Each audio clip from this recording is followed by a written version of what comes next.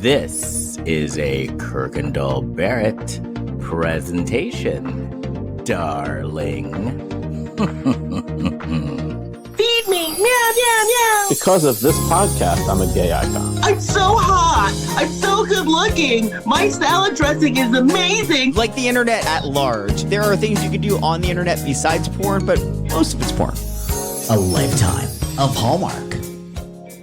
Well, hello, everybody. It is your favorite day of the week. It is time for another episode of A Lifetime of Hallmark, where we talk about your favorite movies on both Lifetime and the Hallmark Channel and try to make sense of them. I am Les Kirkendall Barrett. Hello, Jason Bowers. Hello, Les Kirkendall Barrett. Hello, Kirk Fitzpatrick. Hello, Les Kirkendall Barrett, and hello, Jason Bowers. And we're very excited to welcome our guest. I'm just going to call you a pop culture icon. I love that. I will wear that proudly. Thank you. And she is also the star of the movie we're going to be doing, A Nurse to Die For. Caryn Richman. Woo! Hi. Yay! Very excited. I'm so excited to be here. This is such fun. I love your whole concept. We're thrilled that you're here. We talk about these Lifetime and Hallmark movies, and we have a relationship with Meredith Thomas, who I'm assuming you know. Yeah, you've worked with her. You've mentioned we've worked a number of times. We've known each other for many, many years, more than I care to admit. We were in acting class together. Oh, really? Oh my gosh. Okay. 20 years ago, a commercial acting class. Wow. She is the queen. She is my idol. Yeah. She's wonderful. Well, I don't think we noticed until recently just how many of these Lifetime and hybrid movies that you tend to be in. Yeah, we just watched one with you in it. Yeah. Make or Break Christmas. And then I saw A Nanny to Die For. Yes, don't you love that? It's A Nurse to Die For this evening, and then same production company, and we did A Nanny to Die For. So everything that I'm in, everybody dies. That's what it seems to be. Except not the Christmas. Make or Break Christmas, people didn't die in that one. That would be terrible. No, different. I'm sorry. Go ahead. Different genre. Oh, no. I was just going to say what I love about these, and I've mentioned this before, is it's basically like a repertory company where, you know, in the Lifetime movies and in the Hallmark movies too, but it seems like even more in the Lifetime movies where it's like it's a group of actors. You all have different roles in the different movies. Sometimes you're the villain. Sometimes you're the hero. Sometimes you die. Sometimes you don't. And it's just, I just think it's really cool that you get to play like this range. It's so, I consider myself very blessed and very lucky. It's sort of a genre that I didn't know that much about. I hadn't done earlier in my career. And, being a woman of a certain age, always grateful that someone invites me to come and play. But these are so much fun. My gosh, either you're making everybody happy and eating Christmas cookies, or you're killing somebody. And all of it is good. So we're happy with that. I feel very lucky. And in particular, the production company Hybrid, who does so many of these, I feel very lucky to have a wonderful relationship with that production company. So I'm always grateful. It's always fun. We're excited to have you because we are all aficionados of things from pop culture from our time growing up and into adulthood. And the fact that you were the new Gidget, and the fact that you were in A Very Brady Christmas in the Brady cinematic universe. You're one of the Bradys. Yeah, you're a Brady. Married into the Brady family. I did. I actually was at a book signing of a friend of mine who's written several books about pop culture and classic television. And one of the audience members wanted to know if Barry was a good kisser. I thought that was a really interesting question from the audience. How did you answer the question, if you don't mind me asking? I said, absolutely, he's a good kisser. Oh, good. Your son was Jonathan Taylor Thomas, right? Yes, at the time. Yeah. Who knew, I forgot he was right? in that. Yeah. Yes, he was a little munchkin at the time. He was absolutely adorable and a pro at such a young age as well. So he was good. He was really good. And what did you think? I'm sorry, go ahead. Oh, I was just going to point out that listeners of this podcast may have heard me talk about how I used to live literally around the corner from the actual Brady Bunch house. And so when I No. first moved in there, I went and tried to get a photo of the house, and there was a crew there, and there's all these cameras, and I'm like, what are they doing? And one of the neighbors said, Peter Brady is shooting something for the Travel Channel. So I got my photo with Peter in front of the house, but my best Brady photo op was the time I cornered Maureen McCormick in the bathroom of a gay bar on my birthday. Oh, far too many questions as far as that's concerned.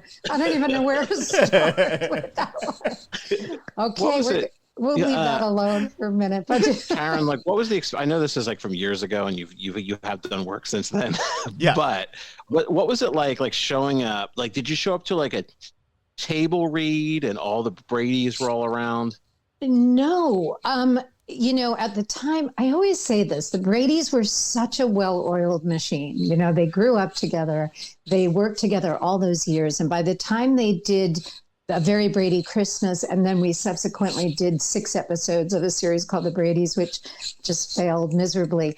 But I remember showing up on set, and the Brady house, we were on a set. We were on a soundstage at Paramount, so we didn't actually, they only used the facade of the house. And at the time, that was before they did the HGTV project where they remade the entire Brady house and put it back to what it would have been back in the day. But those of us that were the spouses, we called ourselves the Brady spouses, and we showed up. It was Jerry Hauser and Martha Quinn, and we had our own little, like, Martha Quinn. MVP. She was like my bestie. She was Bobby's wife, right? Yes. Yeah. Right.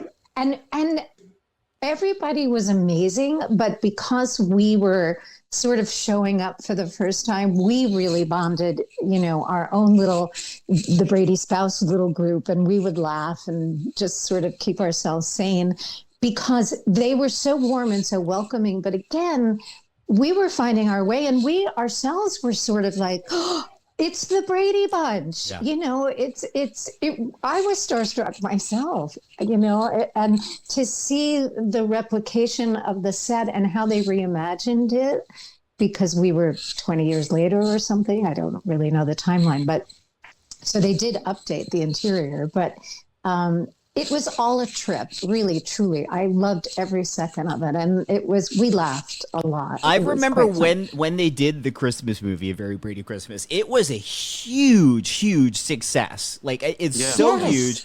And then the series was more of a dramedy. It's an hour-long dramedy, right? Well, yes. With a laugh track.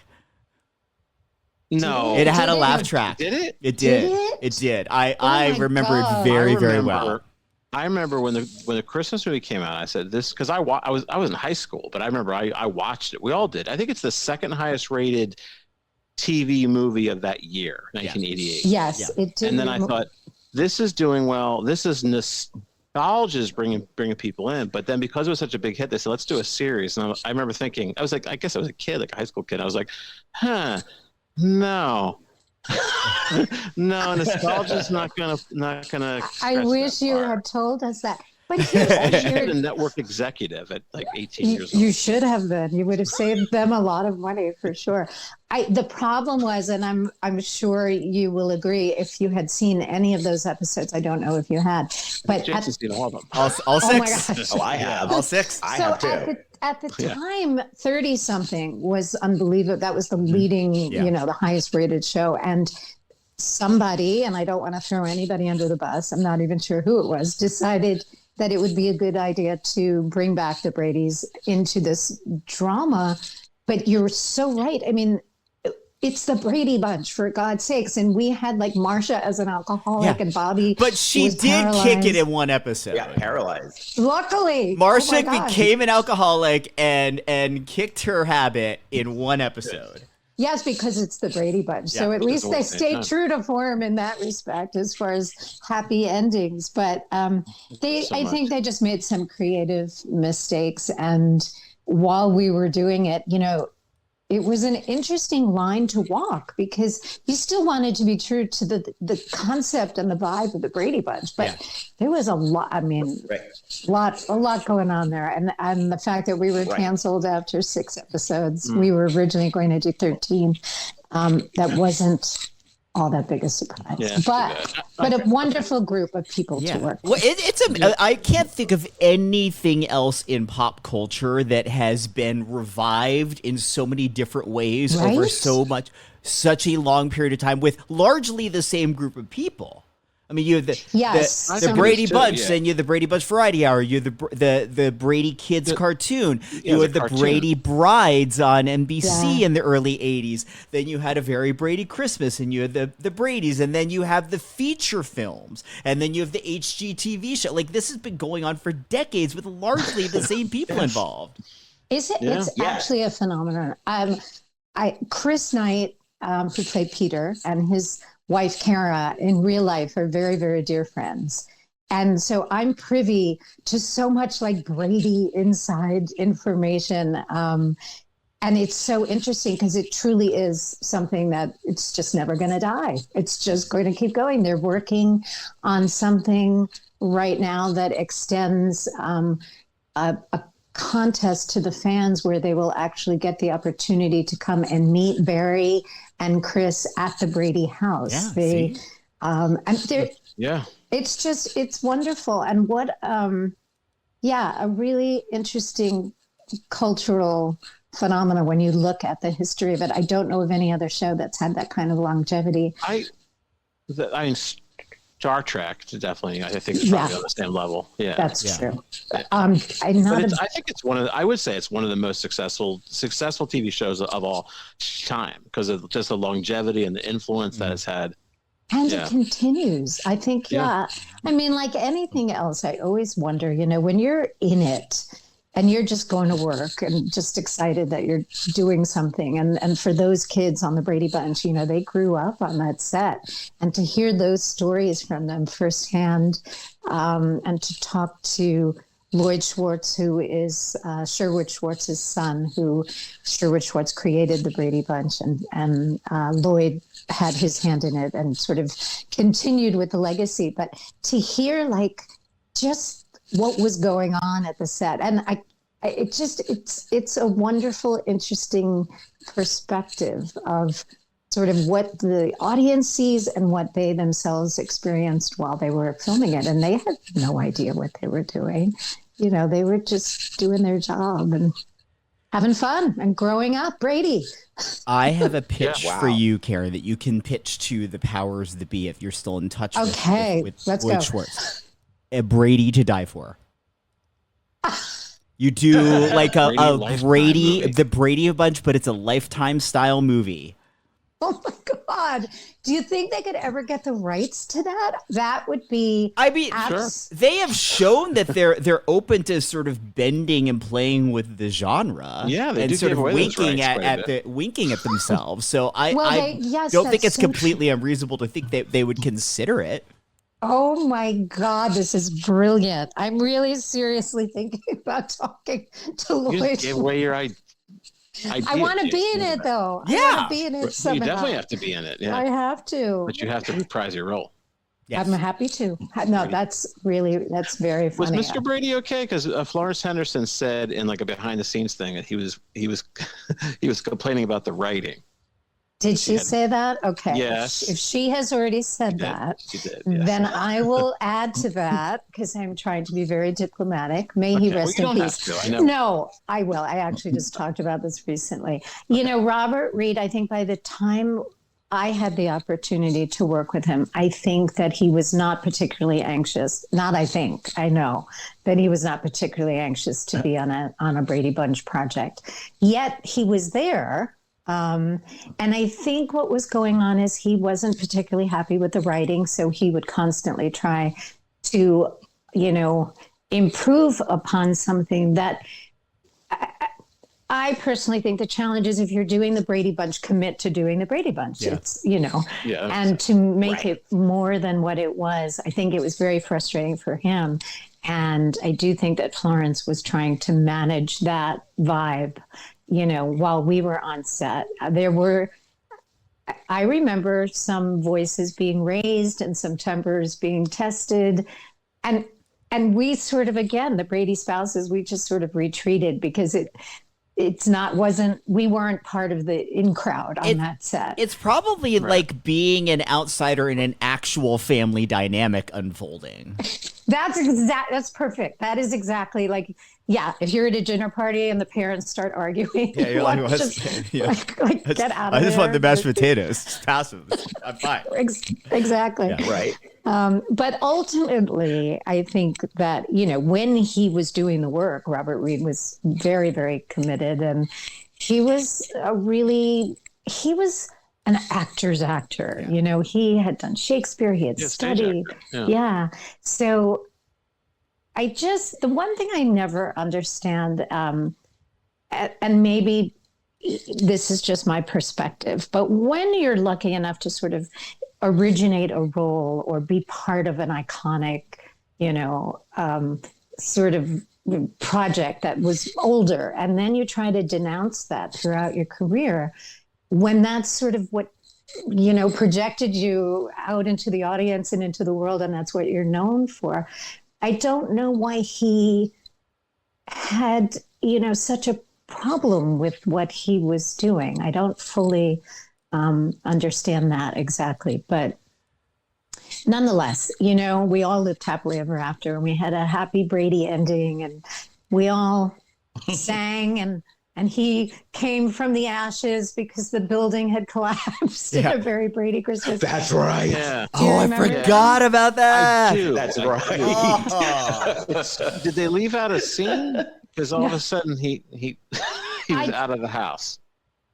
Well, he was working, right? He was a contractor, and a building collapsed. And then the next thing we knew, Florence was singing, "Oh, Come All Ye Faithful," I think it was. And we were all teary-eyed and hoping that he would emerge, and he did. So, Well, it's great because Brady Bunch was a great show for kids like myself who'd play at like 3 o'clock or 4 o'clock in the afternoon, and so we all used to watch it. And I think that's how the show became such a enduring success. Is during its original run on ABC, it wasn't like a top 10 show. It was kind of a middling show, but that wasn't that expensive. But then when it came time for reruns, there wasn't a lot of programming they could show to kids during the day. And so this show it aired incessantly. And then towards the end of the run, Robert Reed, I don't even think he's in the last episode of the original run of the show because they didn't have a proper send-off. I think he had either gotten in some sort of fight with the writers or something. He's not in the episode at all. I did not know that. I'm sorry to admit this, but I think a little too old to have watched the Brady Bunch in its original, airing. I think I was already, hate to age myself, but at least older. What year did it come out? 1974 or 5? No, it was like 68 70, or 67 or 68. Yeah. So I was already in college, and the Brady Bunch wasn't, groovy enough for us to be watching at that point in our lives. Or maybe it was groovy, and that's exactly why we weren't watching it at that point. But certainly in the reruns, I watched it, and I hear fans all the time just say, I wish my family had been that kind of a family. There was always a happy ending. They always worked it out. And I think it really was, feel good television, but they had their own challenges, right? Marsha, it's just someone got their nose. Marsha, Well, Mom always says don't play ball in the house. That's right. Now, are you familiar with George Glass? Oh gosh, no. It sounds like I should be, but no. Are you familiar with the Glass family that was written in the J.D. Salinger books? I know you're laughing, but are you laughing at me? I'm laughing at no. Kurt. Because I said no, because we talked about this, and I said Why? when Caryn comes on the show, I'm going to ask her this question. Oh, okay. Wait. Well, so Okay. George Glass is a thing that's endured through pop culture for many, many years, but it started on the Brady Bunch. There was an episode in the original series where Jan kept talking about her boyfriend George Glass, and she kept talking about him so much that everyone thought she made it up. And then you find out at the end of the episode there really is a George Glass. And real live person. Yeah, but the big joke is anytime you're referring to someone as a George Glass, it's like, oh, they're not a real boyfriend. You're making them up. You're putting on this facade. I had never heard of this. And then wink. and then they reference George Glass in Bridesmaids, the Kristen Wiig movie. But I didn't know what this was. This is the very first I'm hearing of it. But thank you, because now I will know. That's very funny. I thought it was a character in the J.D. Salinger's books, and my argument was that more people would know the Glass family from J.D. Salinger than George Glass. So I said, when Caryn comes on the show, I'm going to ask her. So they're not laughing at you. We wouldn't do that. They're laughing. You're welcome to laugh at me. I laugh at myself all the time. Wait, what would give you cause to think that character was in a J.D. Salinger book, though? I'm not. Am I just proving my ignorance over and over again? No, I just can't win. The Glass family, the Glass family is in these J.D. Salinger books. Okay. Well, clearly I'm not well versed on the Brady Bunch or J.D. Salinger. That's okay. So there you go. That's funny. Now, Caryn, I have a quick question. So speaking of iconic, now you also played Gidget, who was another iconic character. Like the original Gidget was Sandra Dee, right? Yes, I am the 7th actress to play Gidget. Oh, I don't think I forgot that there were movies before the original series. Yeah. Okay. Yeah, there was Gidget Goes to Rome, Gidget Gets Married. Gidget Goes Hawaiian. Gidget Goes Hawaiian. Wasn't that Karen Valentine that was Gidget? No, Gidget. I'm not sure. I should be more well-versed on which Gidget was which. But Sandra Dee started the whole character and played the original Gidget in the movie in the 50s. And then there was Deborah Walley, Cindy Carroll, Karen Valentine, Moni Ellis, Sally Field, myself. And forgive me because I'm leaving somebody out and I could look it up, but I don't want to waste the time. But George Glass. Yeah. He was the best Gidget. He was so good as Gidget. And he looked so good in his bikini, didn't he? He was hot. I appreciate that. I appreciate that Gidget show you're on, because I saw the men. They look like real men. These days, if you're filming a scene, in a beach scene, the guy's got to be ripped. He's got to be hairless. Yeah, well, that was a very different time, though. I mean, in the 80s, that's very true, actually.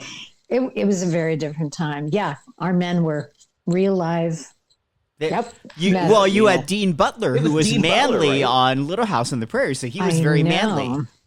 He was very manly, and he's enjoying such a beautiful renaissance right now. They're celebrating the 50th anniversary of Little House, and he wrote a wonderful book. Oh my God, you know everybody. I don't know everybody. This is such a very, very but I looked it up.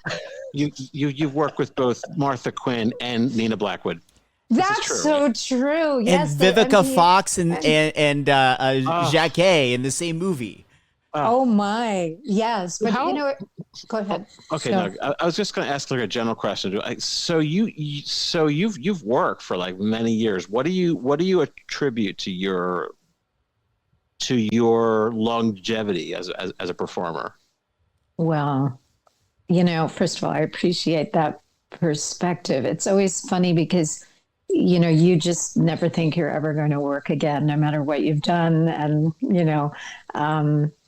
I honestly, I don't know how to answer that, because it's sort of asking the question, how is anybody successful in our business? And I think it's a really weird combination. It's cliche, but it's talent that goes without saying. And there's a million talented people in our business. So I think that's a given that you have to be able to say your lines and make it believable and hopefully embody the characters that you're playing. But then there's so many other factors that we have absolutely no control over. And I guess that's so true in all of our lives. How are any of us successful at what we're doing if we've been lucky enough to attain any level of success? So I'm not clear how to answer it. I will say,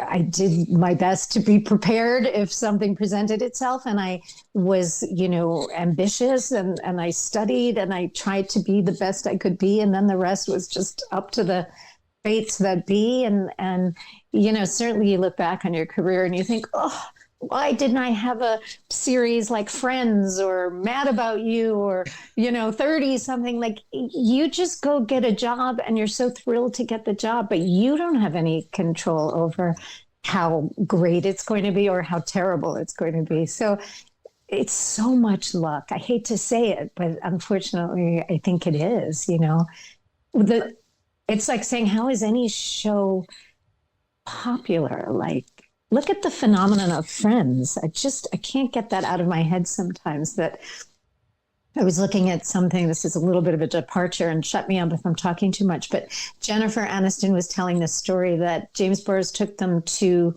Vegas. Did you hear that story? Yeah. Right before it started to air. And he said, go enjoy your time in the casino. It's the last time you're ever going to be able to walk around and not be recognized and swarmed. And I thought, yeah, that concept of you don't know what your show is going to be. So I think I refuse to go away. I think that's what I would attribute my ability to keep working whenever I'm lucky enough to work, And I think it's a great answer. Yeah. I don't know what else to say. That is a great answer.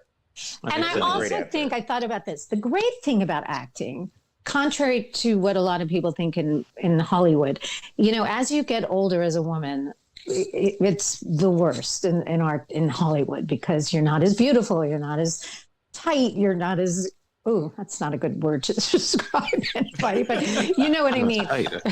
You know what I meant by that. All of it is true, though, probably. Okay, but yeah. Sorry, viewers. No, if they listen to this show, they're used to. Okay, so they're okay with that. Yeah, but that's tame to some of the things we've said before. But I think as an actor, you really can work until you're not alive anymore. I mean, there are roles for whoever and wherever you are in your life. And I think by embracing that and, like in the movie we're going to talk about, A Nurse to Die For, I'm grandma. And when we were on set, they would say, can we get grandma to set? And I made them call me hot grandma because I could not deal with the fact that I was grandma. How did I get to be here? But on the other hand, yay, okay, I'll be grandma. Yeah. So I'm going to just keep on plugging away and we'll see how it goes. I think that's my theory at the moment. That's a good theory. That's a good theory to have. That's a great theory to have. Thank you. So before we move on, it's that time of the show, and we prepped Caryn beforehand just to see if Caryn knew who our friend Blac Chyna was. Kurt, do you have any Blac Chyna news? Doing a piece of China. China. I'm talking China. The Blac Chyna Report. Here's Kurt Fitzpatrick. I just love looking at Caryn's face right now just from the intro. No idea what is going on. I am. This is our news report. Well, you're learning things. George Glass, Blac Chyna. Blac Chyna is a reality show star, former stripper. She used to be in a relationship with Rob Kardashian. So you know who the Kardashians are? Yes, that I know. So they have a child together. I actually know who you're talking about now. Okay. I'm so proud of myself. Yes, I know exactly who you're talking about. Oh my God. Yeah. Okay. Yeah. I know. Okay, good. Okay. I didn't know who she was, so that's why they make me do this newscast every week. It's my. He thought we were making the name. Blac Chyna. Yeah, Kurt thought that we were making the name up. And I was like, Kurt, no, there is a person called Blac Chyna. And that's how the Blac Chyna report started. And here we are 3 years later. Yep. So wait, but how is she part of this news report? I'm confused about. That's it. I didn't know who she was, and they said let's have you do a news report every single show, and that's what's been happening. So we've been following the trajectory of Blac Chyna. Oh well, now I'm anxious to hear because last couple of years I haven't heard anything about her. But please, I'm ready to hear what's going on. Here's the latest news. This is from theroot.com. This was an article by Stephanie Holland. The internet reacts to Rob Kardashian's daughter Dream throwing shade at her cousins. As 8-year-old Dream Kardashian has come into her own and started to show off her confidence, fans have noticed that she definitely inherited her mother, Blac Chyna, real name Angela White's, charisma. Fans got a glimpse of young Dream's social media swag when she hopped online to answer some questions and at one point declared that, "I'm the only Kardashian kid. My dad's the only boy." Well, she's not wrong. Her dad is Rob Kardashian, and her cousins have other names like West, Thompson, Disick, Barker, and Webster. While some fans tend to take the Kardashian-Jenner family's exploits way too seriously, the child is obviously having fun with her cousins. Thankfully, social media seems to be in on the joke, with many users on TikTok noting that she told no lies and reminded them of her mom. Alongside a 100 emoji, someone referenced her flamboyant grandmother, replying, "You can put her in the suburbs, but that's Tokyo Tony's grandchild." Another person noted that the famously brand-conscious family may have missed something, writing, "I don't think the Kardashians even thought about this until now. Ha, ha, ha, ha." One user pointed out that Dream understands who she is, posting, "She's not wrong at all. She's the only grandchild to carry the Kardashian name." Someone else couldn't get over Blac Chyna's reaction, writing on X, "I'm sorry, but hearing Dream Kardashian go, "I'm the only Kardashian kid. My dad's the only boy." And Angela just looking at her like that made me actually laugh out loud. Now on Instagram, commenters were less understanding about her proclamation. But one person thinks she'll be joining the family business soon, writing, "She's going to be the star of the new Kardashian generation for sure."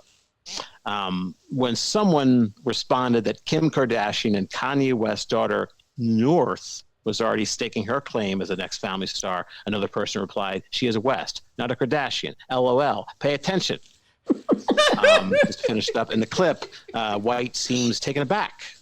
Of course, that's Blac Chyna, taken aback by her daughter's comments. So there maybe have been a conversation once the camera stopped rolling. As funny as this is, everyone needs to remember that Dream is only 8, and kids that age often say surprising things that the rest of us don't need to take seriously. Everyone should calm down and move on to something a lot more scandalous than a child's crazy state. That's it. Well done. Thank you. By the way, Caryn. Yes. Blac Chyna's mother is named Tokyo Tone.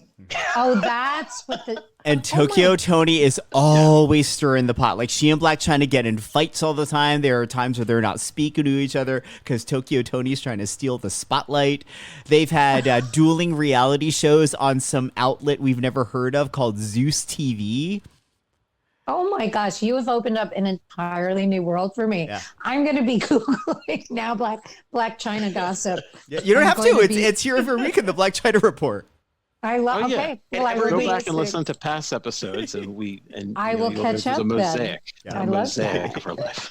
Very excellent reporting. I'm very impressed. Well, thank you. Yes. Mm-hmm. I rarely get credit as a broadcaster. You have a great voice. You should get credit for it. Thank you. As a journalist. Yes. Good. Excellent. I appreciate it. Well, a nurse to die for. Thank you for recommending this movie, because the movie was... This is a good movie. Oh, I enjoyed it. Yeah, it really was. Yeah. Oh, I'm so glad that you guys even took the time to watch it. I love that. Of course. I think when you were suggesting movies, what I loved about this movie, selfishly, was that I had a lot more to do, and I was, a more prominent character in terms of the plot and the story. Than sometimes in some of the others. It's not as meaty. I said to you before we were recording, you're a badass in this, which I love. I love that term. Yes. Gidget is a badass. Yes. That makes me so happy. Yeah, when I first read the script. Oops. It's hard for us not to. Oh, no, talk go about ahead. Richmond. No, I was saying when I first read the script and I realized, ooh, this is a departure because I've always done these sort of wholesome girl next door, sweet or victim. If I'm doing drama, most of my career, if it was episodic, I was, attacked or I lost my daughter somewhere along the line or something, but to get to play I found this character really interesting for me in particular because I'm always so damn sweet and she was a bit of a bitch. Can I curse on this show? You sure can. You're a real. Absolutely. Oh, good. I got to get this out. You're a real backstabber in this movie. Not to give anything away. But that's funny. All right. Get it out. It's like an itch that needs to be scratched. That's funny. So we start out. Okay. We're at a birthday party. Yeah. Caryn is turning 11. And then they're singing happy birthday. Caryn starts coughing.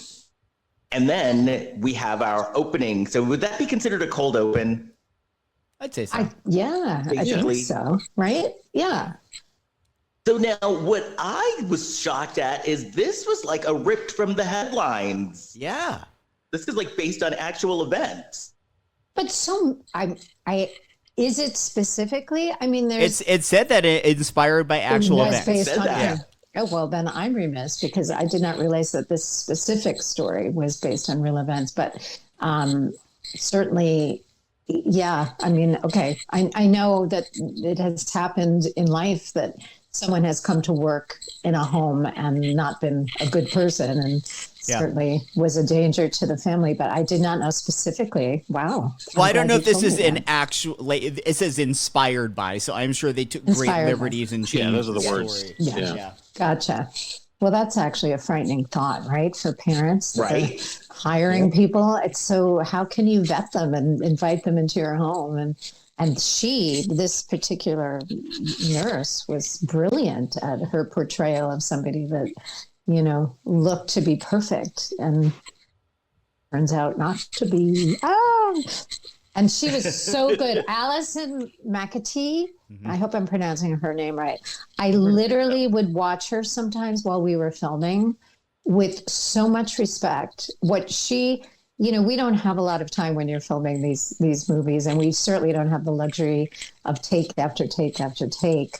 And in this case, our director, Peter Sullivan, was amazing, and he gave us the leeway to play a little bit. But in general, you don't have a lot of time to develop your character. You sort of have to come in, be prepared, ready to shoot. And she was a really, interesting, layered, crazy ass woman watch her portrayal was really wonderful as a fellow actor to watch her and take after take after take when it's emotional and when she's crying and all of that. It's always amazing to me that you can just keep repeating it. That's our job, obviously, but the fact that we make it happen and she made that happen, I think is really, really amazing. So anyway, I'll stop talking. And you shoot these in like 10 days, right? I think talk as much as you want. Okay, yes, this is a talking medium, so I guess I can keep talking. Caryn, the only thing, if I may interrupt, you have some kind of noisy bracelets on or something. I think it might be the mic rubbing against the sweater. Yeah, it's the mic. Okay. Oh. Okay, sorry about that. Did we ruin that whole thing? No, we're fine. We're fine. No, not at all. It's all right, okay. Just you'd be better. I'm going to stop moving and not let. Is this better? If Much I hold better. it out here? Okay, good. Yeah. All right. I really do need a better microphone setup, I think. Anyway, we had more than 10 days, but I don't think it was. I want to say 2 to 2.5 weeks, but sometimes they are shot. Sometimes they are shot in less time, and I honestly don't remember. Yeah. I wish I could tell you more accurately, but they are fast and, often difficult scenes to do. It's not lighthearted comedy, so you really definitely need to go in and be prepared and know your stuff and know what you want to do, so you can use that as a jumping off point. But yeah. This was a fun movie to shoot, though. Really, it was great. Except when we get to the end, I'll tell you a story about the end. I do have a Okay, good. Bum, bum, bum, bum. Good. So Corinne is playing video games. Her dad brings her a stuffed animal. The doctor is like doing tests and checks on her. And we find out that, and then of course, Miriam, grandma, Caryn comes in. And we find out that Corinne has cystic fibrosis, which is a very, very serious. I don't know why I'm laughing. I'm not laughing at cystic fibrosis for sure. But the way you're telling the story is, what did you say, Kurt? I said, then what are you laughing at? I'm just laughing at the delivery. That was a great delivery. It's just kind of like, and then we find out. Yes. This is how we peel back the onion of the layers of the movie. Yes. But I learned on a soap opera. Okay, so she had cystic fibrosis, but then I learned on a soap opera, and I Googled it, and it was actually true. On a soap opera, there was a character who had cystic fibrosis, and they gave her a lung transplant. God. Oh my! And did it work on the soap? And it worked on the soap, but then I Googled it, and it's actually they're doing that now. Yeah. Wow. Well, that's pretty brilliant for anybody who's lost somebody to that awful disease to know there's something to be done. Wow, that's pretty amazing. That was not the case with my granddaughter on this movie, unfortunately. And so basically it was kind of like Corinne was in COVID, like in lockdown, because basically she was supposed to stay away from people. She was supposed to stay 6 feet away from people until she was better. And the doctor was also like, you know what, she's going to need a nurse for the next 3 months. And then Miriam is great because the dad is like, kind of freaking out about it. And Miriam's like, you know what, I'll actually chip in. I'll help out. And we should point out Miriam is not like, the dad's mom. She's the mom's mom. Yes. And the mom is no longer with us. I see dead people. Yes. She is deceased. Yeah. So the relationship between myself, Miriam, and my son, Liam, is very strained. One thing Les and Kurt noticed very early on with watching both the Hallmark and the Lifetime movies is the movie isn't good unless one of the characters has a dead parent. There's always a dead parent. Yes, true. Well, the Christmas movies, even more so to me than Lifetime, it is literally so often the same exact script. It's just the location is changed, but it's always, the daughter or the son who has a high-powered job, mostly the daughter, and comes home for the holidays and falls in love with the handyman or the person who owns the feed store. And I'm always the mom that's talking them into staying and going with your heart. And there you go. So it's pretty much the same. The Lifetime movies, there does seem to be a lot of somebody is always not alive anymore in those movies to start with. That's kind of true. I'm thinking about it. Okay. Anyway, yes. So they're driving home, and then it gets really, really deep because then Corinne wants to go by the cemetery to see her mom. Yeah. Well, this is where, Caryn, I felt your character was kind of cruel here because the little girl says, "Can we stop by the cemetery?" And your response was, "Well, you'll be there soon." Which I just thought. I thought that was a bit cruel for a grandmother. I think that is. Was that my line, or did I say it wrong? Yeah, kind of. You said, "Well, we will soon." Or, yeah. Yeah, I don't think that's what she meant, but nonetheless, yeah. I don't remember that, but now I'm going to have to go back and watch it and see if I actually said it in that tone. Yeah. I do think you meant it as we're not doing that today, but in time we'll be there. It's fine. Yes, of course. Yeah. Okay, that's bad. I hope so, at least. And by the way, if you all hear this noise in the background, all of a sudden they are now waxing the floors in this hotel lobby. Perfect. So there you go. Okay. Yep. That's what time they wax the floor. 3 o'clock in the morning. Oh. So then they go in, and then they tell they tell Caryn that she's going to get ham and pineapple pizza. Your attention to detail. Is We love stuff like fabulous. this. And Miriam's not happy about that either. No, Miriam's not happy about anything. Well, I Does think- not like Hawaiian I pizza. think that's a good point. Yes. It's like, try to give the kids something healthy, and you're right from the get-go we're eating ham and pineapple pizza. I think Miriam's just not happy at the moment, but yeah. Well, And then I love they put Caryn in bed, and I love that Miriam's like, "I'll see you downstairs" to Liam. So Liam, like, we're gonna talk. And then I wrote here in my notes, Miriam is no joke. Yes. Good for Miriam. She's tough. And Dad's She's pretty definitely- diplomatic about it at this point. Yeah. He seems I think he he's seems trying- understanding of where you're coming from. At this point, I would agree with you. And we're careful around each other. Yeah. I mean, I remember the concept was that we're sort of tiptoeing around each other, and Miriam, is trying to make sure that she's still part of this family, even though her daughter is deceased. And Liam has a mind of his own and sort of has a love-hate relationship with Miriam, maybe more hate than love at this point. But yeah. I remember that first scene where he comes downstairs and we were talking in that scene, as I remember, about hiring somebody, and he was reluctant, and we were saying that, right? That was that scene. I'm asking you. I should know. Yeah, it's an interesting dynamic that I don't think we've really seen before. Of you're still technically in-laws. You still are stuck with each other as forced family, even though the person connecting you is no longer here. Yeah, that's true. I mean, absolutely. And this is my granddaughter. Yeah. And I'm very protective of the memory of my daughter and that relationship and all of that good stuff. So yeah. And working with Jeremy Wells, who played Liam, he was wonderful and generous, and because we had some complicated stuff to play, and again, we have to do it quickly. So to come in and, out of the gate, have a relationship that we could portray quickly was really wonderful. I really had so much fun working with him. He was wonderful.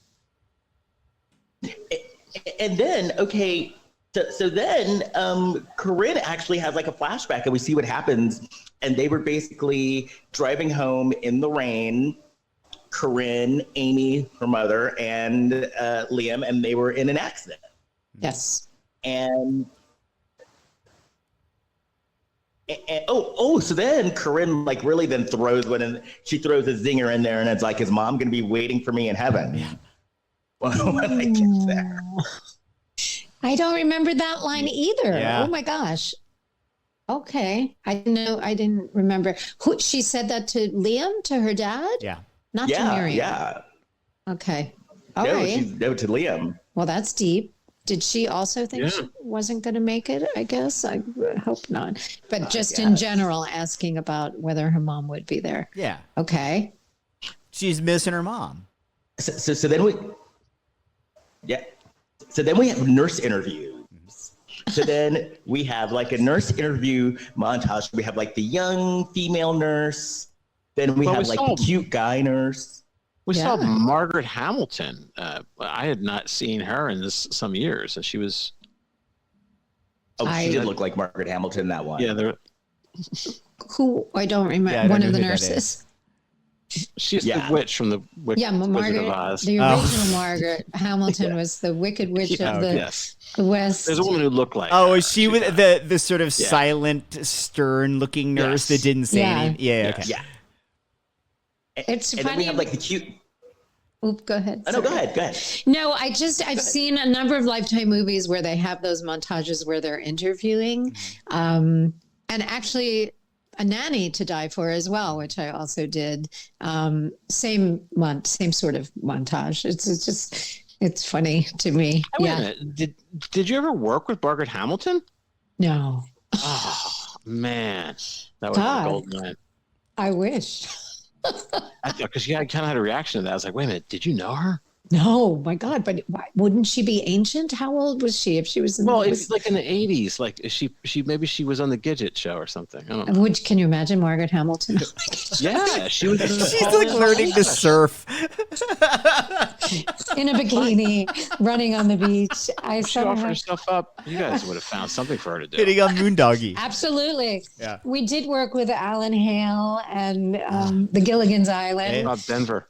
Bob Denver, thank you. Yeah. We did. We got a chance to work with some wonderful people, but not Margaret Hamilton, unfortunately. Okay. That's funny. So then Victoria shows up, and I wrote, she actually looks like she could be Meredith Thomas's sister. Yes. Doesn't she? Like, Yeah. Does look like her. We were just talking about that. Meredith and I were at a Christmas party together. And she's a friend, and we were absolutely saying the same exact thing, that people have stopped her and thought that she was Allison and that they look very similar. Meredith is shorter. Allison is so tall, but they're both very, yeah. Allison, well, I'm so short, so the perspective is a little off. I'm 5'2", and shrinking, and Allison, oh my God. Yeah, she's really tall. And Meredith is a little shorter, but they're both really beautiful women, and they have very similar characteristics. That's funny. I also thought she looks a little like Maria Bello too. She does, a blonde. Yes. Yeah. You get Allison, Maria, and Meredith, and they could play sisters. Meredith together. I love that. That's a great idea. You should pitch that as well. Somebody should pitch that. Yeah. That's funny. I'm in a Brady to die for. So she comes in, a Brady to die for. I think that's a brilliant idea. I'm totally going to talk to Lloyd about it. Okay. See what he says. So Victoria comes in, Caryn comes down to meet her. Caryn starts coughing. Victoria pats her on the back, like she knows what to do. But then, when it comes to a kid coughing or someone coughing and you patting them on the back, everybody kind of knows that you can pat a person on the back if they're really sick, and it breaks things up. So it was nothing special, but Liam was mesmerized by this. Yeah. And then she says that she studied. Yes, we have. Yeah, we saw this in a nanny diaper. It was the same thing. The little girl walks in and she starts the possible nanny starts teaching her math, and then the father is won over. Maybe that's how things work. These are predictable storylines. That's the deal. I think that's why people love to watch them. You sort of know what's going to happen somehow, that's very funny. I'm sure there are many, many movies out there with the same concept happening. Now, Victoria was a bad liar, a very bad liar. And she starts this off by saying that she studied at Duke. And she studied private nursing at Duke. Liam throws out the word altruistic. Caryn is like, Daddy, what does altruistic mean? Liam gives her a definition of altruistic. Victoria then gets up and goes to the bathroom because she knows when I get up and go to the bathroom, they're going to talk about me. Caryn likes her. Victoria is eavesdropping, which, I'm a fan of eavesdropping. Les loves a good snoop in a movie. Then, I do. Les has snooped around himself a little bit. Yes. She wasn't even that stealth about it, because he pointed the direction to the bathroom, but she went the other way. It was just right around the corner, just fully listening into them. Well, it's a movie. Yeah. I know. I just think it's funny. It is funny. It's fun to find the things that don't completely make sense sometimes too. It's like, what is happening over there? Yeah, that's funny. And then we see that she asks, she sees the picture of the family. She asks about the wife, and they say that, they lost her a year ago. And Victoria leaves and she says, I have references.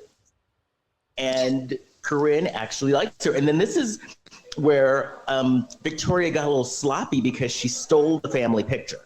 Like right off Like the she stole front table now. It's like the most obvious photo in the house, and she took it. She's very bold. She definitely she was on a mission for sure. Yeah. Now, Liam did something unheard of in a Lifetime movie. Liam actually checked her references. Yeah, this is funny. He called and checked her references. And doesn't she They never do answer? that. She Well, was. You don't in this I kinda scene. knew You it don't was know her. that it's her right away, but yeah, it was but her you later- with a okay. fake number. Well, And we've seen yeah. this in Lifetime before. This is a new Lifetime trope I'm noticing. Of okay, I'll call and check the reference, but they're gonna fake the reference. Be their own reference. Yeah. Did that And she happen put in on A the- Nanny to Die For as well? No, I don't think so. Sometimes they have a friend, I don't- or you'll see a scene of the woman holding a gun to a Right, someone's head, right, getting right. the reference, which is effective. That's funny. Yeah, they've got the gun to her head. And she's like, oh, she's great. She was a model employee. I Yeah. loved her. Oh, funny stuff, you guys. So then he hires Victoria. She moves in, and then Victoria, you could tell that she's up to no good because he's getting ready to go to work, and Victoria fixes his tie, and that means okay, we're getting down to business now. Crossing the line. Get your hands off of it. And right, and then we see Caryn. She's talking to a friend of hers online. She's getting kind of bored, because she's just stuck at home. Victoria then throws in when I was your age, I was really sick too, and I had to stay at home. And then she tells then my boyfriend got together with another girl. But then she was like, you know what I did? I wrote my friends letters. You should write your friends letters. And so, and then this is when she says to Caryn, this is when since I was sick as a kid, this is why I decided to be a nurse. Yeah. And then there's another picture of the family, and she starts asking Caryn about the family, and this is where Caryn tells Victoria, my mom we were in an accident, my mom was sick. And then she asks Victoria, do you ever get over your friends dying? And I'm like, damn, Caryn. You're really Caryn is going through it. Right. Right. And so she's not feeling very well. We have to cut her some slack at this point. Yeah, but not so heavy. Yeah. Yes. So then we're at work, and then Liam's coworker comes in, and at first I wasn't sure what the relationship was because she starts giving him a back massage. And I'm like, okay, this office is an HR nightmare. Yeah, really. Yeah. And the other coworker kind of gave side eye that she was doing that too. Well, it did seem a little inappropriate. Like what? It was inappropriate, but wasn't. I mean, the whole point was to give you this nebulous feeling about whether this was a love interest or not. Right? Well, they she had did- to create that. She did look quite a bit like the wife. And she looked quite a bit like Victoria Allison. too. Yeah. Yeah. I agree. Both absolute beautiful women. I don't know how you would choose, although one's a killer and one isn't. So I guess I would go with the coworker before I'd go with. But the the woman nurse. that played the coworker has been a killer in other Lifetime movies. Yes, she is. we can't trust these people. No. Not at all. But then we find out that they were old friends. She was friends with his late wife. Yes. So that was their whole, and they'd been friends since college. They'd been friends for a long time. But you get the feeling that she always had a thing for him. Oh, yeah. And now that. Oh yeah, for sure. Yeah. Okay. Oh yeah, because not only was she giving him back massages, she was ordering around the other employees for him. Right. There was She was definitely a protective of MacGuffin it. to kind of throw you off the trail of what was really going to happen in the movie. A MacGuffin? What Yeah. is that? It's like What is that? when they throw in something to sort of throw you off the scent. Okay, I never heard that A term. red before. herring. Yeah, Ah, red herring is another okay. term. Yeah, Yeah.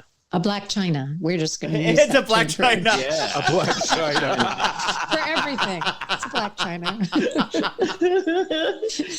Caryn, you never worked with Vicki Lawrence, did you? No.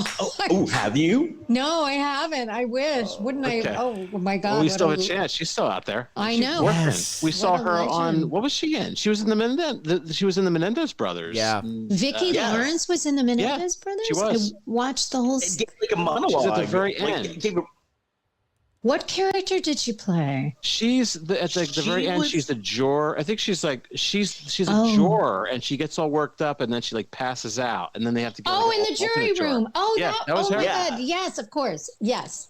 Yeah.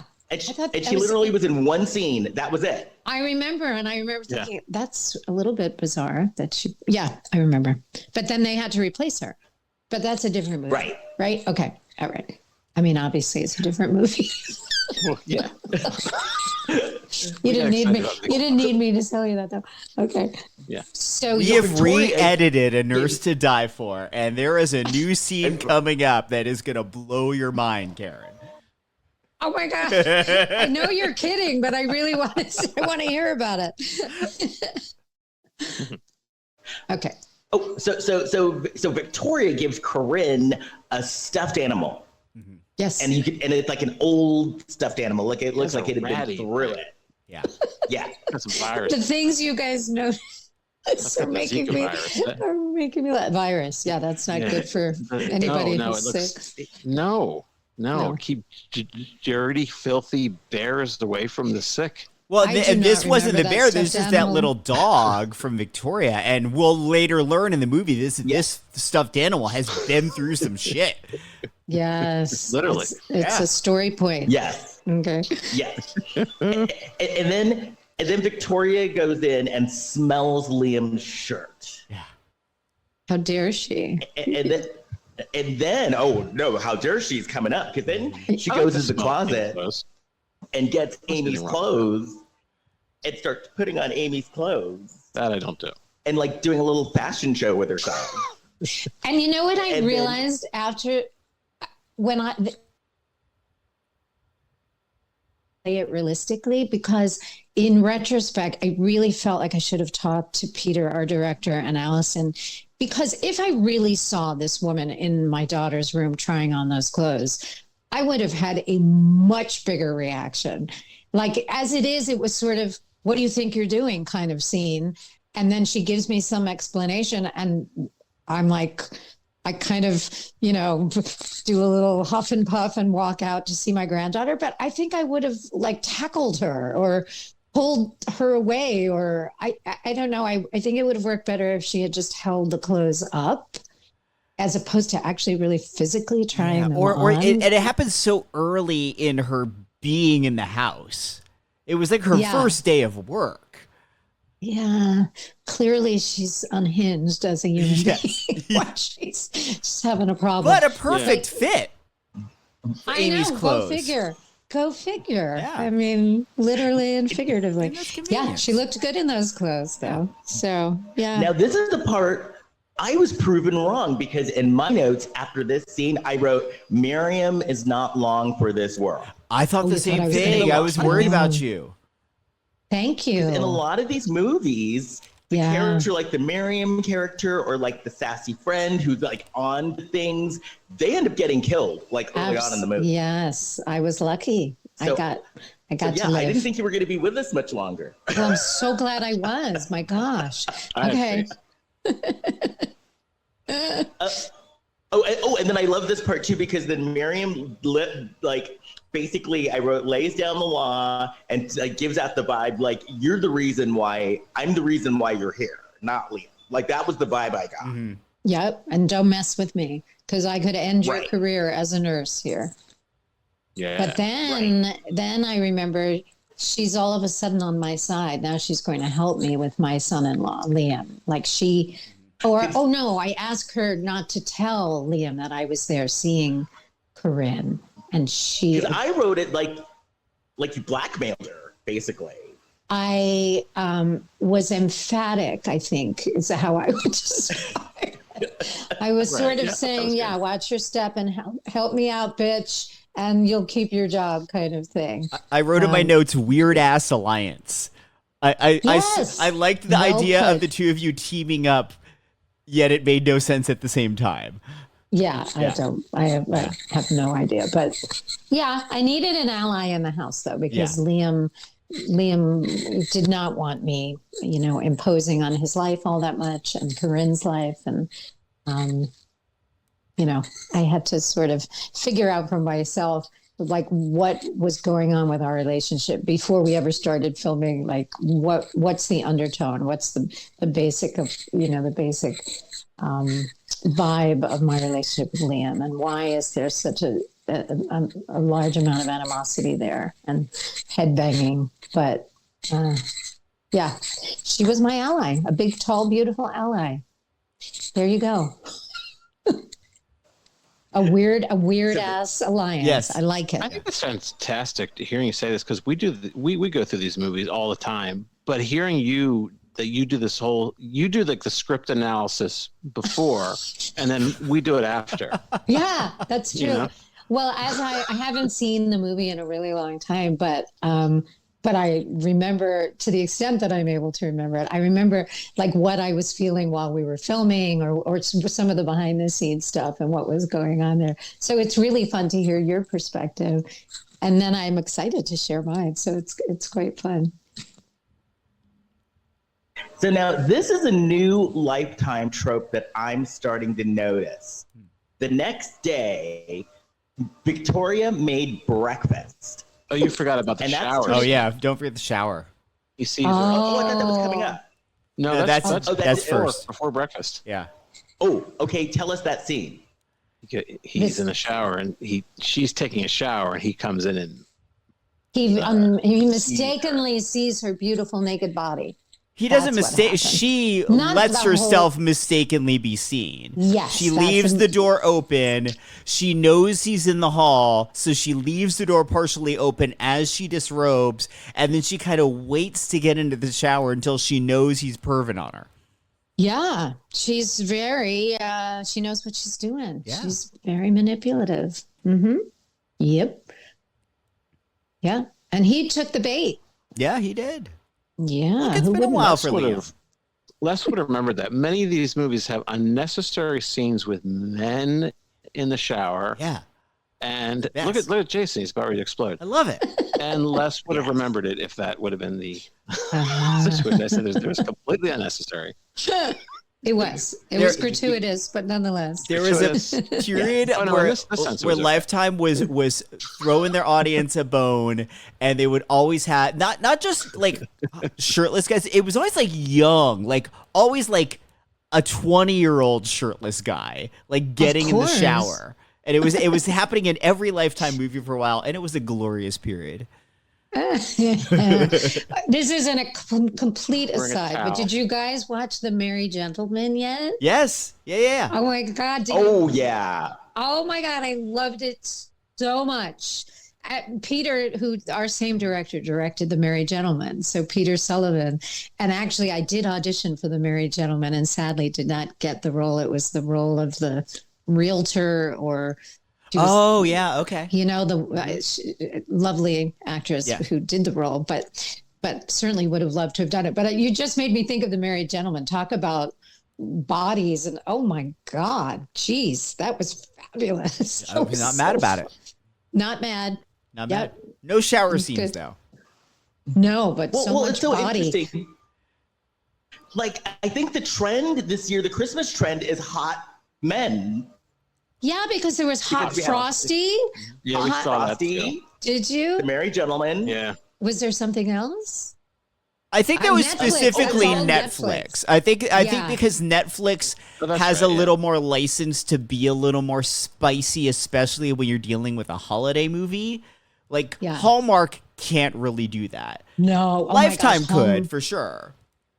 Hallmark is so specific, about makeup, cleavage, their audience. And sometimes when you're doing some of the Christmas movies, I know some of them that I've done, we don't know where they're going to end up. Yeah. So just in case they're going to end up on Great American Family Channel, or usually they won't end up on Hallmark if they haven't ordered it originally. But, it is really interesting how different, wherever, depending on where it's going to end up, that really dictates the freedom. So the fact that I absolutely agree with you. Netflix had a lot more leeway there. Yeah. That's fun though. They were fun. I loved The Merry Gentleman, and a lot of friends worked on it. Meredith worked on it. And a dear friend of mine was sort of the Christmas coordinator. She's the queen of Christmas. What does that mean? All that. Christmas coordinator. What do they do? Well, it's not a position. It's not like a business title, but she is a Christmas freak.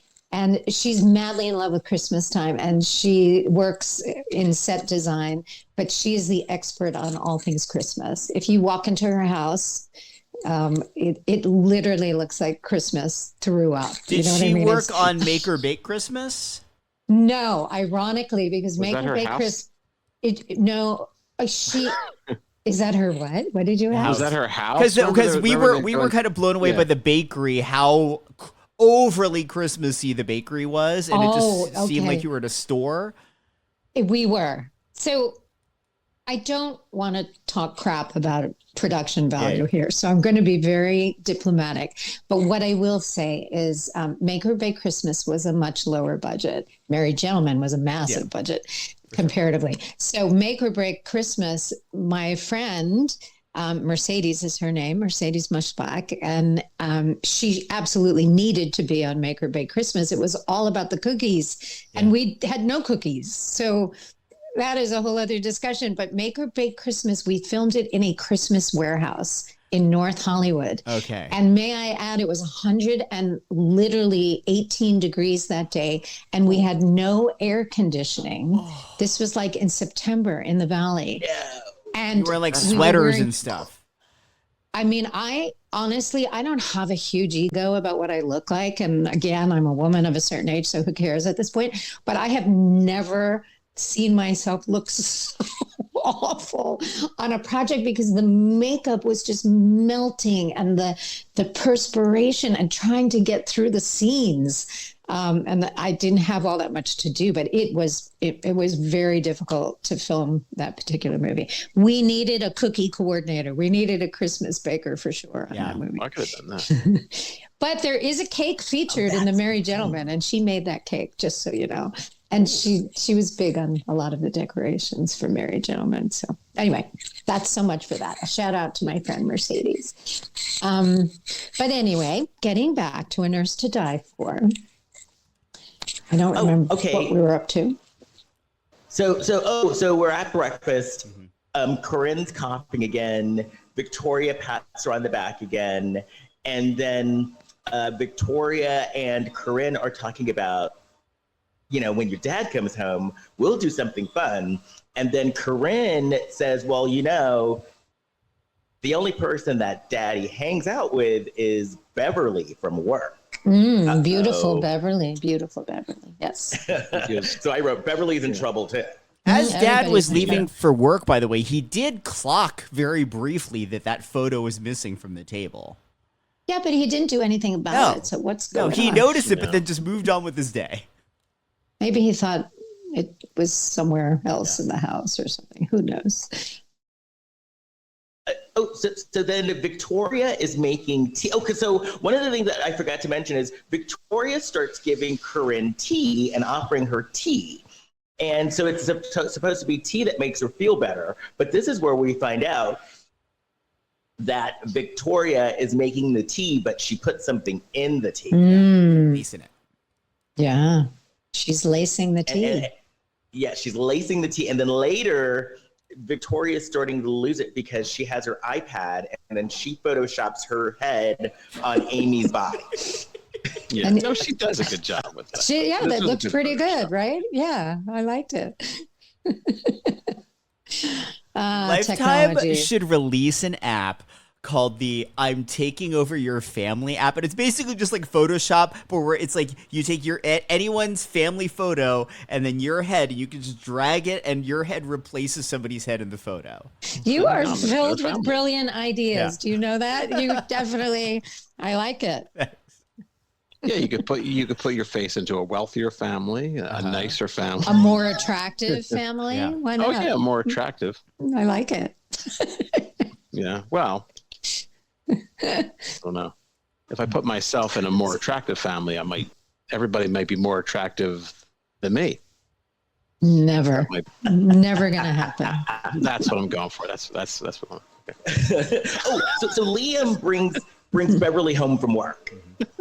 Yes. And we could, and Victoria's not happy about this. And Beverly clocks Victoria and she's like, have we met before? Mm. But considering they all kind of look alike, you know. Right. Like, were you on ER for a little while? Was Bello. I on ER? No, Maria Bella. So then Caryn wakes up.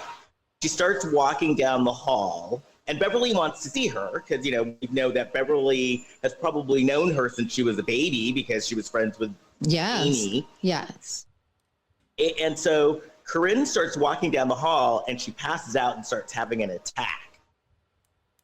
And Beverly and Liam are freaking out. They're worried. And then when Caryn she comes to, she wants more tea. And then Beverly's like, when did she start drinking tea? What's that all about? And then Liam is like, oh, well, you know, it's an old family recipe that makes her feel better. And so this is when Victoria starts kind of flipping out even more because Liam asks Beverly to hang out, and Victoria breaks a plate and cuts her hand. Yeah. Oh my gosh! And Why don't Liam I don't remember that. mug. Oh, you don't remember that? Yeah, she's She cuts basically her like hand. she's there making mug, I think. tea, and Beverly and Liam are sort of talking behind her and talking about the whole situation. And Beverly's like, I don't know, maybe I should leave. And Victoria's basically just getting jealous of the fact that Beverly's getting the attention. And so she maybe deliberately or maybe just has like a little mini meltdown, breaks the teacup in her hand to put the attention back on herself. Okay, yes. I have a vague memory of this. Okay. Good. Caryn, are you already hanging out with us a little longer? I just sent a text to make sure that I'm going to hang out with you for a little bit more. I just had to let somebody know that Okay, thank you. We don't- Okay, let us know if you have to go. I'm having too much time to go. We want you to be here, but I if want you do to have be to go, here. because Yeah. I did stay an hour and a half, so I respect your time. I am all yours We for all a do. bit more. Thank you. Sure, okay. Now Beverly's a person after my own heart because you know what Beverly did? She stole some of the tea to go check it out for herself. Yeah, Beverly, do it, girl. Yep. Yeah, But why did she do that?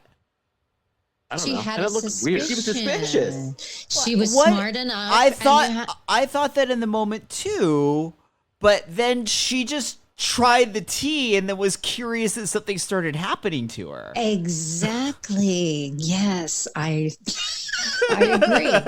Very interesting. Yeah. So what I think she was doing, like she was checking this tea out, but she didn't think it through.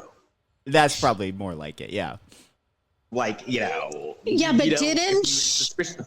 But she took it to the doctor? No, she took drank it. and then just like drank it, and then like 2 days later she's like, I don't know why I felt off for a couple days. So then she goes to see the doctor to investigate why she's feeling so downtrodden. And the doctor ran tests and Yeah. came back and said, "Why are you?" You have Yeah. drugs in your system. Yeah. Why do you have drugs in your system? But it took 2 days. Yeah, that was a little bit of a flaw Yeah. in the storyline, I would say. Okay. Just a little one. First is like right away, she's like, something isn't right about this. Let me just look into what this tea is. Yeah. Yeah. Well, you know. Like unless like if we look at it from through another lens, like she is just like, I really like tea, but I don't want to drink it around these bofos, so I'm taking it home and drinking it on my own. Yeah. So Liam's catching feelings. He's catching feelings for Victoria.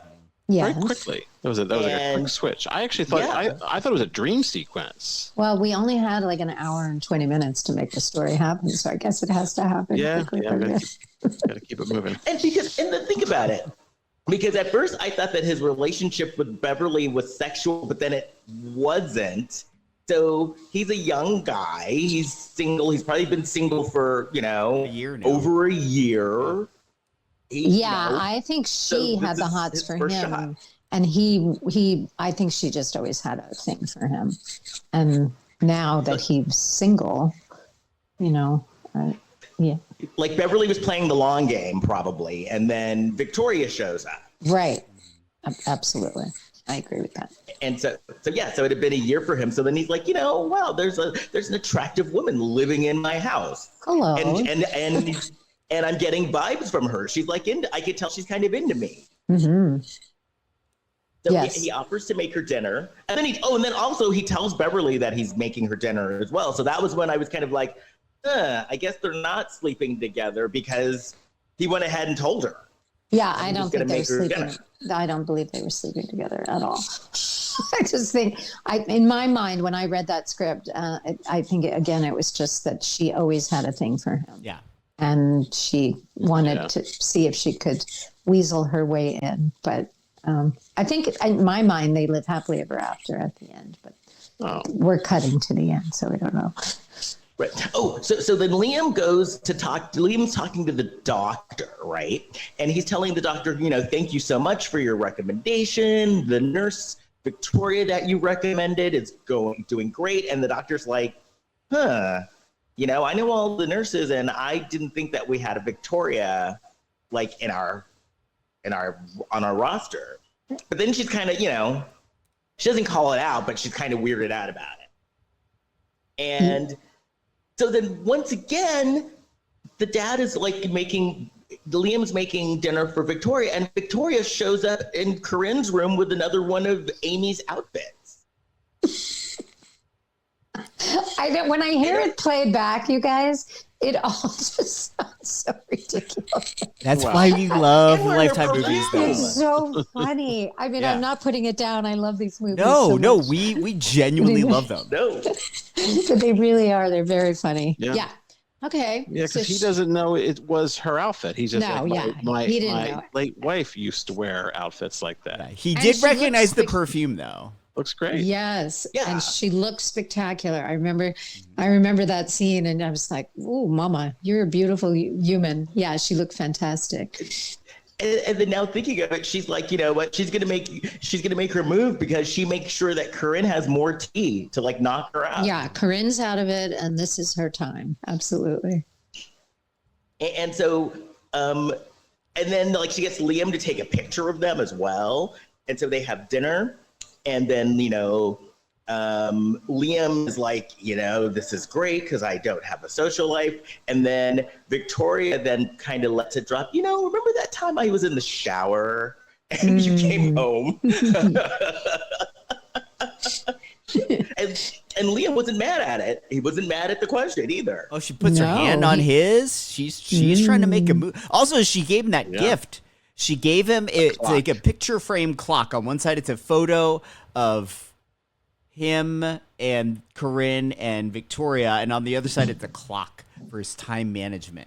And then she puts it in the same spot where the other photo was. Oh, I don't remember that. I'm going to go back and watch this movie. Yeah. Yeah. Okay.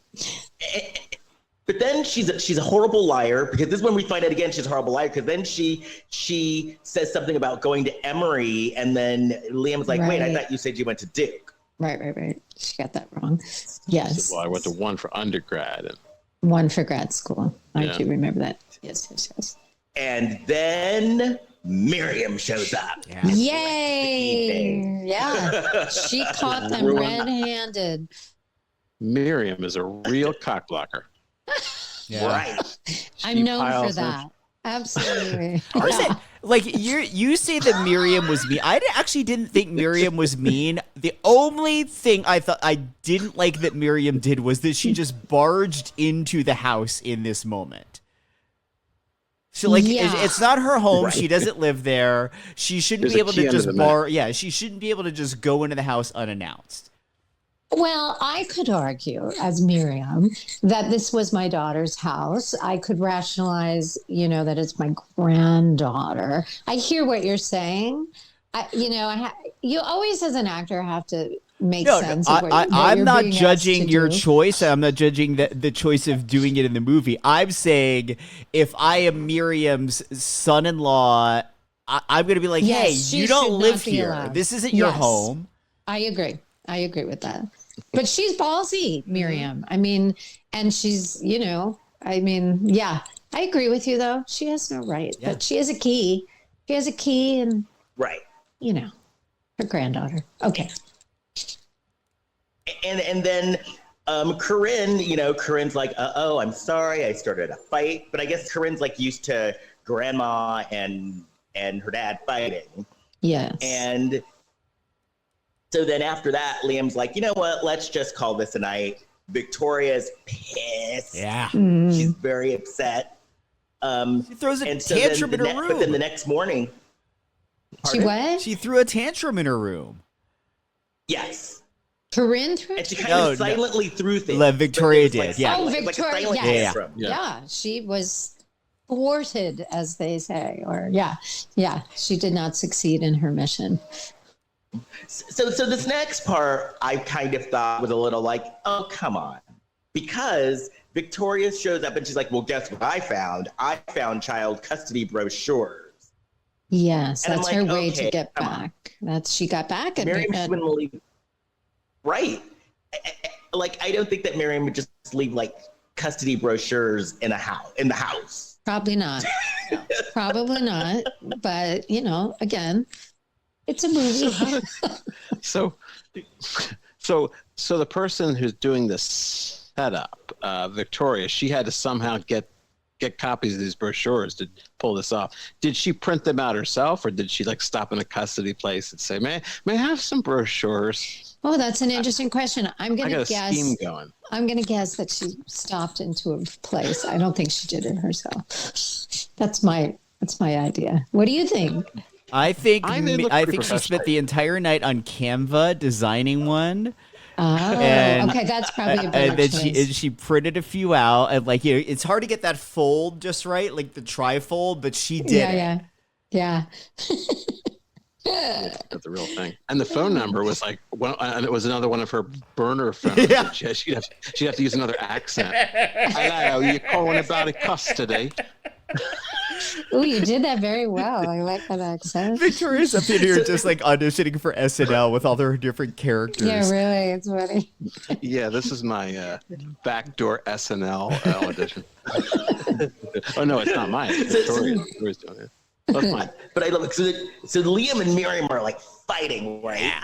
And then I love this because then Miriam points out you have this woman in your house wearing my daughter's clothes, and then Liam he didn't react to that, but she's like, you're trying to replace my daughter. She's got to wear her, why is she wearing my daughter's clothes? And Exactly. then Liam, right, you know? Yeah. And then I Liam love turns that. on I Miriam. genuinely love this scene for you, Caryn, because I thought it really defined your character for the whole movie. It Right. was your whole motivation of doing everything you did isn't because you were trying to be a horrible person. It's because you don't want the memory of your daughter to be forgotten. Yeah. Thank you for saying that, because that was an important scene for me. I really liked that scene. Interestingly enough, they went with a take that was much angrier than some of the other takes, because for me, it was heartbreaking. You're absolutely right. It was the core of what drives Miriam. And it's heartbreaking for me to think about losing my daughter at that point. And so some of the other takes were softer, had tears, not that tears mean anything, but was sort of leaning more towards that turn, starting angry and ending up heartbroken. But Jeremy, for that last take that we did, he gave me a lot more anger.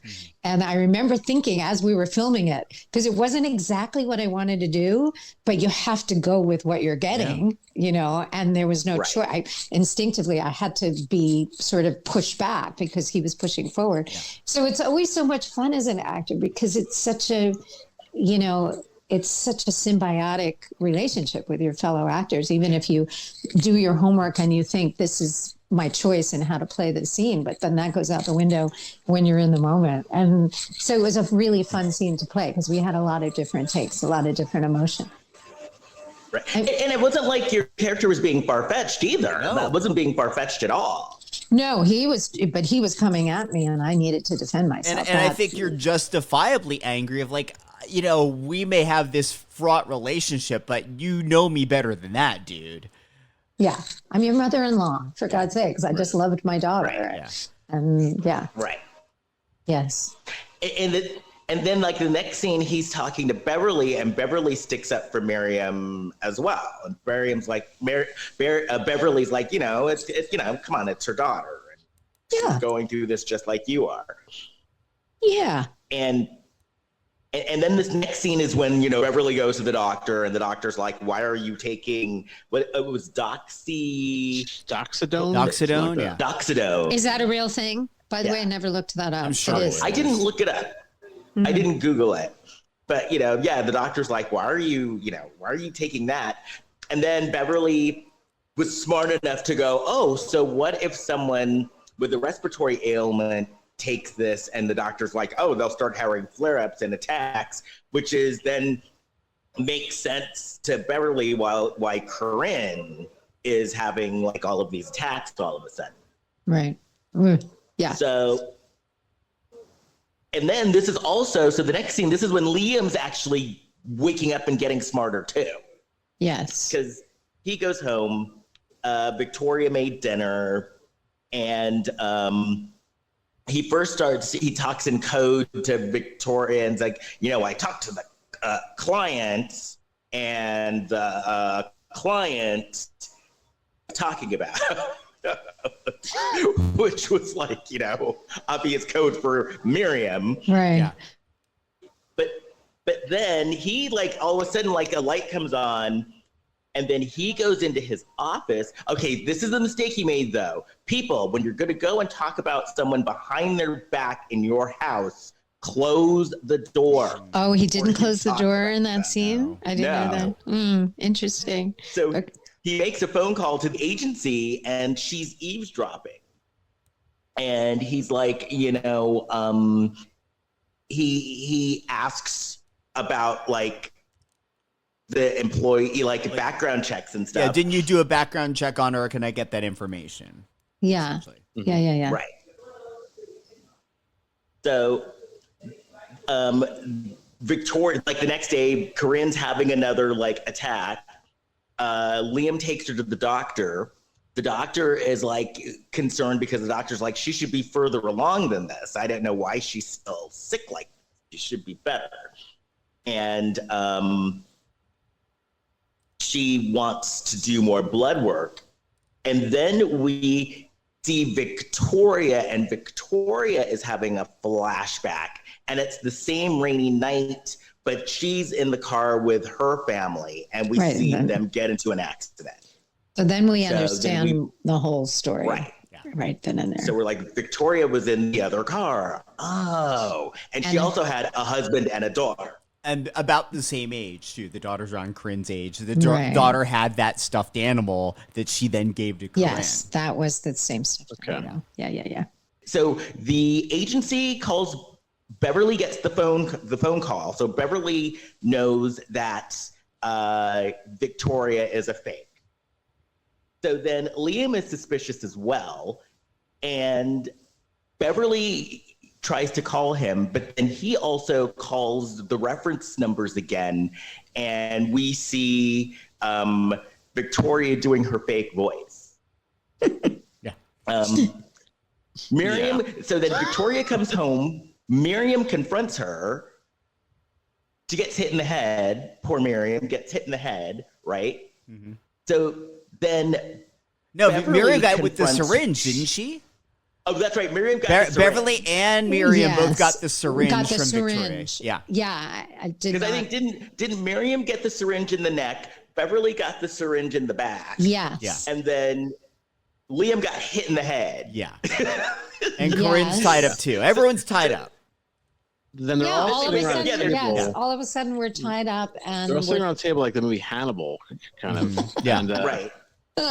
Is this where your story comes in? And You then said you had a story Miriam- for the end. it's coming. It's at the very Miriam end. Here we go. Saves the day because Miriam's the one that unties herself. Yeah. Yes. So here's what I remember. First of all, just to interject, Allison doing her breakdown scene over and over and over again was brilliant. That scene, where she's telling the story and she's crying and she's, explaining herself. She had to do that scene at least 6 or 7 times. Each one more brilliant than the next. I give her such credit. And I thought it was beautiful. And then as far, my story is this. They did their own stunts, Allison and Jeremy, that whole fight scene at the end.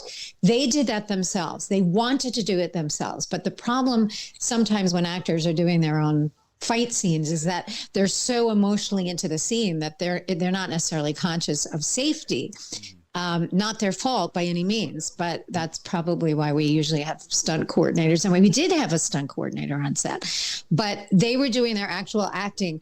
And at one point, Miriam goes in. Now we're at the end of the movie, so is it okay if I tell the end of the movie? Yeah. So Miriam picks up this knife, and she's going to save the day. She's going to kill Victoria. And in real life, Allison is really tall. And she was on top of Liam, fighting. And at one point, her long leg just sort of swung over and kicked me so hard that I had to go to the hospital. No. And Oh my God. No. And it was one of those fluky things where, and luckily, we did, even though my head was killing me and we were all freaked out. Of course, everybody was very freaked out because when stuff like that happens on set, there's visions of lawsuits and injuries and all that stuff. Everybody was wonderful and really lovely. And we did film like 1 or 2 more just little tidbits to get out of that scene. And then I went to the hospital at the end of that. Wow. So, and it was just one of those fluky, what, I'm sorry? No, I think it's funny that they just keep filming.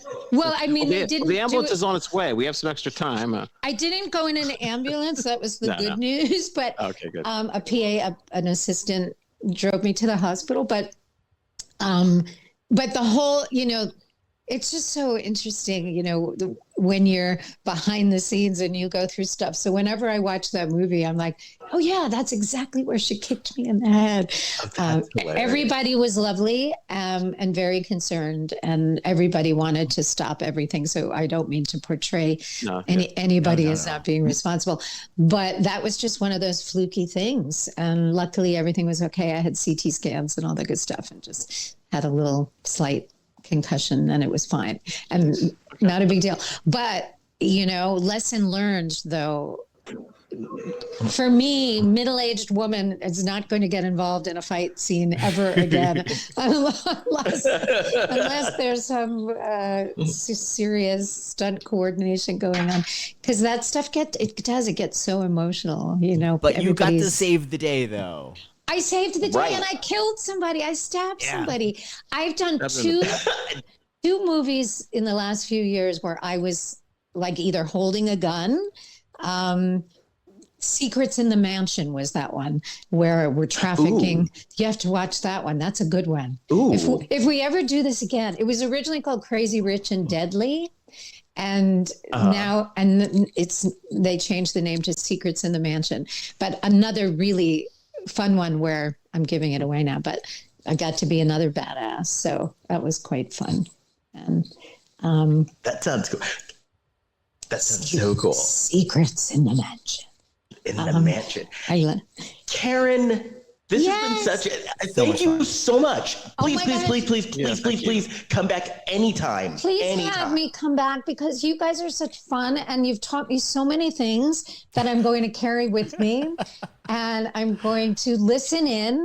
And I'm really thrilled that I was able to come and hang out with you guys for a little bit. And I'm So- wishing you happy holidays, everybody. Question. Yeah. How can people find you if you want to be found? Well, I have to say, I'm the least active on social media of any human being on the planet at this point. And I'm pretty old school, but Instagram is at Caryn Richman, Caryn. Caryn is possibly the worst name you could possibly have right now. But nonetheless, I try to be as nice as possible in the world so people do not think that I'm representing Karens in a derogatory way. And Facebook, and that's kind of it. I'm really terrible on social media. I'm going to up my game. That's my New Year's resolution. Up my presence in social media. And where can you tell me where do we listen to your podcast? Is that a stupid question? You can rate, No, review, not at and all. subscribe to our podcast on any of the podcast platforms that you may listen to. So Apple Podcasts, Spotify, Apple. on Okay, Google, Amazon, Pandora, we're everywhere. I love the name, by the way. I think it's brilliant. Thank you. A lifetime of Hallmark. Perfect. Well, I think that was Les that came up with the name, right?